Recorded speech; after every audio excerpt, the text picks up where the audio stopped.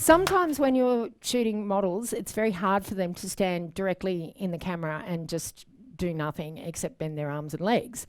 What we're going to do with Lauren is we're going to start her with floor poses, and so we can use that confidence that she gains from getting some angles on the ground and then move her straight up so that she becomes very secure. It's a very lonely feeling being out there on a backdrop, believe me. Okay, so Lauren, I'm going to get you down on the ground, legs away from camera, naturally. One of the classic, now you've got a short skirt on, so one of the classic poses is that you can sit here, but you can't do that because your skirt's too short. So you need to cross over and make sure that there's nothing showing. Okay, so you've got to hold the skirt with your hand on your knee. Yeah, exactly. Yep. Okay, and then you can put both hands at the front. Okay, it gives you a bit of an angle. You've got to keep your back straight. You can move your arms down here. Okay, it's just a little bit of, there's a whole lot of them that we can do, but just to start with, we'll work with this, okay? Okay, so Lauren, basically what I want you to do is just bend that elbow a little bit, yeah, and just bring your hand, you can put your hand on the knee and that will hold the skirt, yeah, even try something like that. That's it, beautiful, lovely. So checking the lighting, we like the lighting. So I had Lauren in a position which was a really beautiful pose, but I wasn't happy with the lighting. There wasn't enough lighting on the inside of her face to give it a little bit of lift and spark. So I've just lowered the lighting down so that she gets a little bit of what we call rim lighting around the side of her face, which is just a light line to define it from the edge of the backdrop. And that's nice. Okay, and let's see. And bringing your shoulders towards me now. That's it, bring your shoulders really towards me, that's the way. You've got to be a human contortionist at this game. Beautiful. Moving the head to the ear.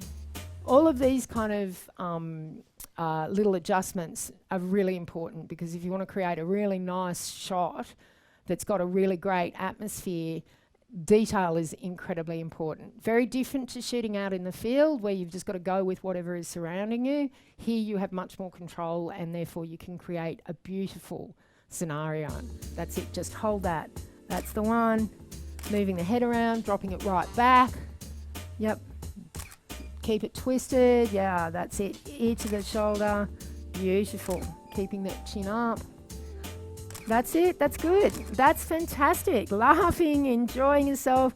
So Lauren is now in a standing position. Hopefully she's built a lot of confidence from being on the ground. They're beautiful shots. We've had a little bit of a look at them.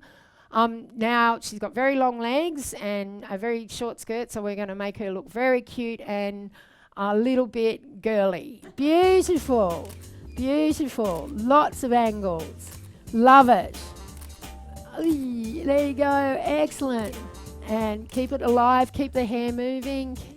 What's happening, just reviewing these really quickly, is there is a kind of a stop action happening. And I like the action. My personal way of shooting fashion and portfolio shots is basically I like to keep the movement quite continuous so that you don't get that idea that people just come up and go stop and pose. Do you know what I mean? It becomes a really living thing. So let's keep going with that, hey?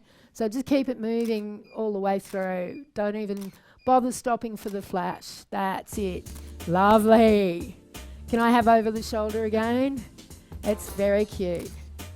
So with Lauren, we've now achieved a sitting shot and a standing shot. I'm now going to do an individual portrait photograph of her.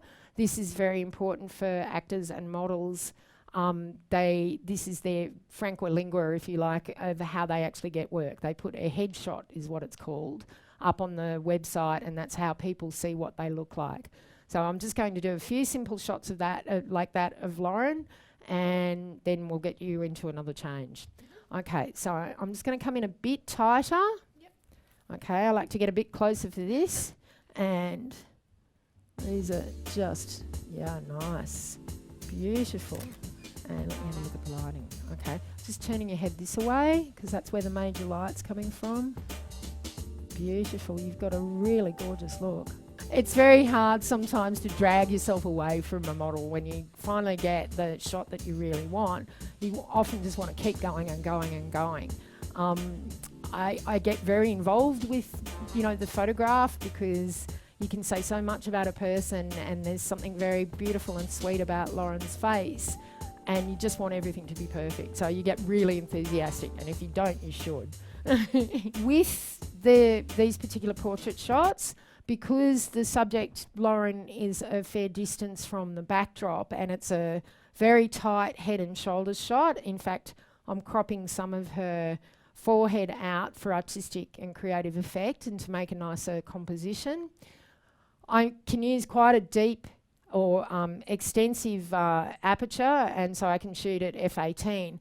If I want to shoot a shorter aperture or a slimmer depth of field, it can create very good focus on the eyes, and I can throw the ears out of focus, for instance. So you get a feeling that you're really in contact with the person because you only see their eyes.